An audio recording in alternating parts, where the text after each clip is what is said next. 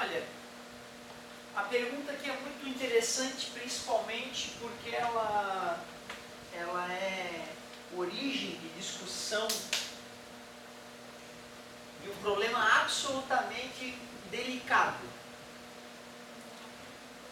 O colega disse que estava com a panela cheia d'água, aí dá para ver de repente alguma coisa que tenha na água, uma boirinha ou um granulozinho de sal. E se a gente pegar a panela pelas alças aqui e mexer a panela, a gente percebe que inicialmente a água fica parada e a panela mexe. Se tu continua a mexer, se pudesse botar alguma coisa que rodasse, né, e continuasse o movimento, logo depois tu perceberia que sim, a água começaria a se movimentar também. Por que a água, inicialmente, na primeira movimentação da panela, aparentemente não se mexe? Porque, de acordo com a primeira lei de Newton, um corpo que está parado tende a continuar parado. Exatamente. Porém, como a água aqui está em contato com a panela, quando a panela se mexe, a água também se mexe um pouquinho. Mas essa parte da água está distante da borda da panela.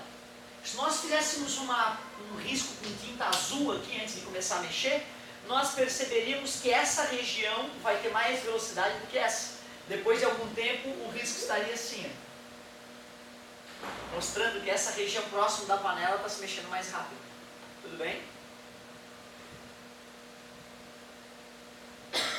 Então está explicado inicialmente a tua pergunta. Por que demorasse a perceber a água reagindo? Por inércia. Por inércia. Agora, uma pergunta mais profunda, mais interessante é o seguinte: quando tu faz isso, o Newton mesmo falava nessa experiência, pegar um balde, encher com água, pegar uma corda, amarrar na alça do balde, amarrar no teto, torcer isso bastante, deixar a corda bem torcida e soltar o balde. O balde vai começar a girar e quem olhar para o balde, se o balde fosse transparente, daria para ver isso aqui. A água vai ficar curva. Agora, uma melhor pergunta é: por que a água fica curva? Tem que ter uma explicação, tem que ter uma explicação clara. Fica assim, cara. Querendo transbordar, se tu girar demais, até transborda no balde.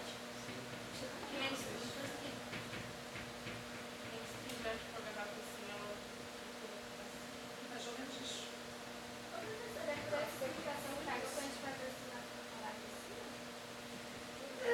Digamos que pode ter a mesma explicação. Curioso, né? O Newton dizia que é porque a água está girando em relação à Terra. E por inércia, então, essa água quer passar reto. Só que ela encontra a beirada do balde. Certo? Então, ela tenta subir. Por inércia, ela quer passar reto, ela tenta subir. E o peso da água puxa ela para o lugar dela de novo. Se a gente faz a equação entre, né, a equação da força de inércia com a força a peso ali, dá até para calcular a parábola que forma a superfície da água. Então tu vê, as leis de Newton são tão legais que tu consegue descrever, achar a parábola com as leis de Newton que descreve isso. Não, de forma alguma. Só na faculdade e em matérias avançadas da faculdade. Mas o legal, cara, é que tem físico que diz que não. Que a água está girando em relação ao universo, ao centro do universo, não à Terra. Ou seja, se nós fizéssemos esse balde girar no meio do espaço, teoricamente a água também tenderia a fazer essa curva no balde. Não precisaria ter a Terra como referencial. Só que aí a questão é, o balde está girando em relação a quê no espaço, né? Ou seja, em relação às estrelas distantes. Certo? Que seria o referencial mais adequado. Então parece bobagem, a tua pergunta parecia boba. Nós falamos só da inércia. Mas para quem for estudar física futuramente, tem muita coisa para discutir sobre a maldita experiência do balde. Mas tipo, soltar um balde no espaço, ele vai começar a girar? Não. Mas se soltar o balde na Terra também não vai girar. Eu tive que botar minha corda amarrada, girar. Não, sim, mas tipo, se estimular ele assim, ele vai começar a girar. Eu poderia pegar se eu pegar um espaço e deixar um negócio de arame no espaço assim, ele fica parado. Então já está o nosso negócio ali, nossa brincadeira. Vamos amarrar uma corda, vamos botar um balde, certo? Se eu botar tudo paradinho, o único perigo da água é que a água ela é volátil, ela vai evaporar sem pressão ali. Então esse é o problema, nós teremos que tampar o nosso balde aqui para não vazar a água dele. E essa água ela não vai ficar parada no fundo, né? A não ser que eu deixasse ela bem calmamente ali parada e não mexesse mais. Mas eu poderia realizar a experiência, certo? E mesmo que a água não quisesse ficar parada lá no fundo do balde, o certo é que ela ficaria grudada na parede, essa água, enquanto girando, certo? Ali é se espalhar, ela fica grudada na parede. Então, tu vê, não precisa da terra para a experiência do balde ser feita, né? Mas era só para mostrar que se a gente fosse filosofar, mesmo a tua experiência que era simples, né? Mexer uma panela com água, ela pode dar bastante dor de cabeça. Inclusive para físicos bem resolvidos. Eu fiquei, né, esse livro, tem um livro que está na internet aí, que quando vocês estiverem com a física mais avançadinha dá para ler, tá? Só para saber que existem outras explicações para as coisas, né? É um livro chamado Mecânica Relacional.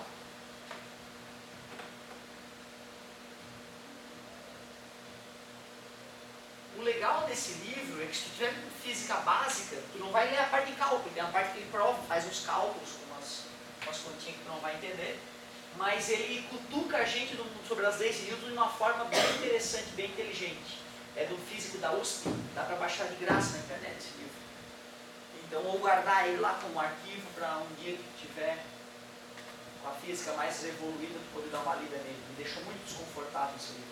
Eu estava todo feliz com a minha física. E quando eu li ele, eu fiquei... Porque ele fala que o Einstein está errado. Ele fala um monte de coisa interessante que a comunidade científica não aceitaria jamais, mas tem bastante físico que questiona. Ele fala, por exemplo, que as leis de Newton estão corretas, porém estão escritas por um referencial errado. Ele mostra que o Newton está confuso nos livros dele sobre o referencial. E ele mostra que a ideia de tempo relativo, que o tempo não passa de maneira constante, a ideia de Einstein, que o tempo não passa de maneira constante, pode ter uma outra maneira de ser interpretada. Isso é sempre complicado, quando na física aparece alguém dizendo que as teorias atuais estão erradas e dá para melhorar. Isso sempre gera esse cara que é da USP, ele foi meio que, depois que ele escreveu esse livro, ele parou de trabalhar no meio acadêmico. Porque a galera não recebeu bem o livro. Mas ele é um físico da Motorola hoje, por exemplo, um cara que trabalha em projetos da Motorola, um cara altamente gabaritado, mas que contradiz algumas leis atuais aí da física. E eu comentei isso só para que vocês saibam. Eu fiquei sabendo isso depois de velho, eu queria ter sabido que tem gente forte, gente fera em cálculo, gente gabaritada, doutor, com um currículo fantástico, não é? Aqueles caras que sabe que é doutor, mas que todo mundo sabe que não sabe nada, que tem um doutorado numa área bizarra e é totalmente mal visto no meio acadêmico. Esse cara não. Esse cara, esse físico da USP, tem um outro cara que discorda dele e tem seus motivos, mas ele é um cara muito bem conceituado e o livro dele é uma aula de história. Porque o começo ele vai pegando os originais. Olha só o que o Newton falou no original dele. E ele vai lá e discute com o Newton. Olha só o que o Einstein escreveu, olha só o que o Mach escreveu. Então é uma aula de história, cara, também. E coisa que eu só fui aprender lendo ali. Então, de repente, para tu saber que existe, né? Interessante. Eu não estava vendo no Einstein, e aí o cara, tipo, ele tem poder da velocidade, né? E ele começa a fazer o vidro vibrar, e aí, tipo, o vidro ele se estilhaça todo. Quando, tipo, se tu jogar um vidro, ele estilhaça mesmo. Fazer um movimento de som dele, alguma velocidade dele, ele quer estilhaça mais do que se tu jogar ele. Olha, essa tua pergunta, a resposta dela é altamente complexa. Né? É muito provável que se eu for explicar, tu não vai entender, porque precisaria de noções de física que a gente só vai começar a aprender no final do ano que vem. Mas então vamos lá. Para que se entenda esse fenômeno, a primeira coisa, um balanço. Se eu vou empurrar alguém no balanço, eu preciso empurrar a pessoa no ritmo certo, para o balanço poder ir cada vez mais alto. Se eu fechar os olhos, me distrair, quando o balanço estiver vindo eu vou estar empurrando e aí não vou ajudar, vai atrapalhar o balançar, em vez de ajudar. Tudo na vida é assim, na verdade, o quadro está vibrando, as cadeiras estão vibrando, o prédio está vibrando.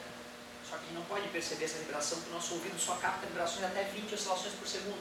O prédio está oscilando 3 vezes por segundo, as cadeiras devem estar oscilando 5, 6, 7, 10 vezes por segundo. Nós não escutamos, mas o mundo está vibrando. O mundo vibra. E tudo está vibrando.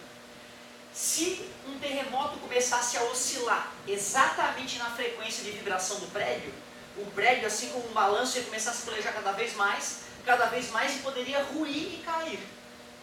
Por sorte, nós sabemos as frequências dos terremotos e sabemos construir os prédios numa frequência que não chega a entrar em ressonância, que a gente chama. Isso explica como é que um tenor consegue, ou um baixo, consegue quebrar uma taça de cristal com a voz. A taça está vibrando, a gente não percebe visualmente, mas a taça está vibrando muito antes de começar a cantar.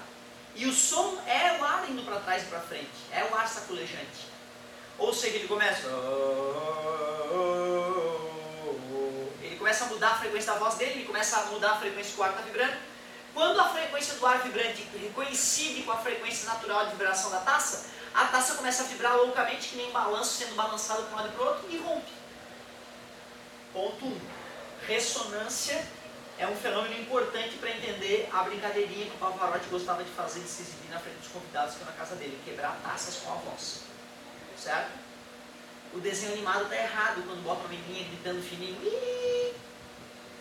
Certo? O certo é o tenor, o baixo, de preferência. Quanto mais grave a voz, maior vai ser a oscilação.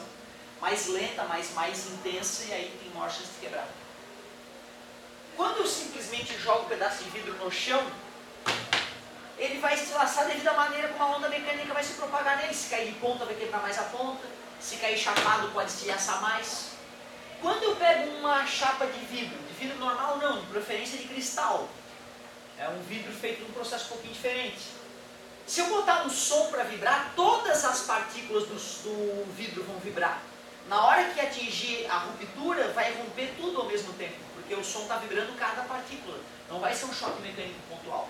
Então tem a ver com esse fenômeno da ressonância, certo? Que eu tentei explicar da forma mais didática possível.